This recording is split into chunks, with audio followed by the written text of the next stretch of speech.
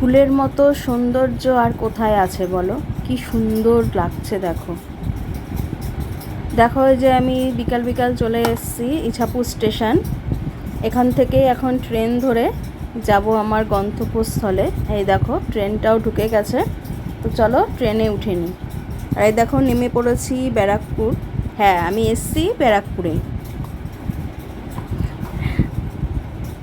আর এই দেখো ট্রেনটাও কিন্তু ব্যারাকপুর স্টেশনকে বাই বলে চলে যাচ্ছে তার গন্তব্যে। আর এই দেখো ব্যারাকপুর স্টেশনের ঐতিহ্য কিন্তু এই হনুমান মন্দির।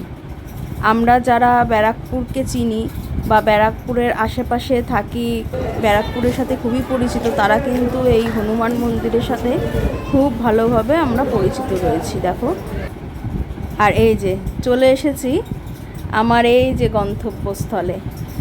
হ্যাঁ, ব্যাগ কিনতেই এসছি। আর দেখো কি ভিড়। এটা রয়েছে ব্যারাকপুর স্টেশন থেকে বেরিয়ে খুব কাছে, সুকান্ত সদনের অপোজিটেই কিন্তু এই সরস্বতী ব্যাগ সেন্টার। এখানে বেশ ভালো ভালো কালেকশানের কিন্তু ব্যাগ পাওয়া যায়। আর দেখো, যেমন ব্যাগের সম্ভার তেমন মানুষের সম্ভার। দেখো কত কত ব্যাগ, আর খুব রিজনেবল প্রাইসেই কিন্তু এখানে ব্যাগগুলো পাওয়া যায়।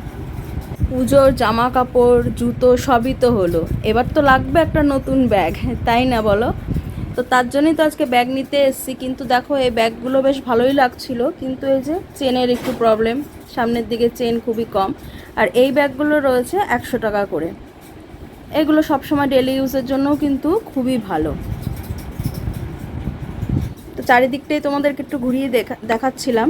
দেখো, আজকে একটু অন্যরকম ভিডিও তোমাদের সাথে শেয়ার করতে চলেছি। তোমাদের কেমন লাগছে অবশ্যই কিন্তু কমেন্ট করে জানিও। আবার পরে অন্য কোনো ভিডিওতে তোমাদের সাথে দেখা হবে। ফুলগুলোকে দেখো, জাস্ট কি অপরূপ লাগছে না? দারুণ লাগছে কিন্তু। আর কিন্তু কি সুন্দর করে সাজিয়েও রেখেছে দেখো।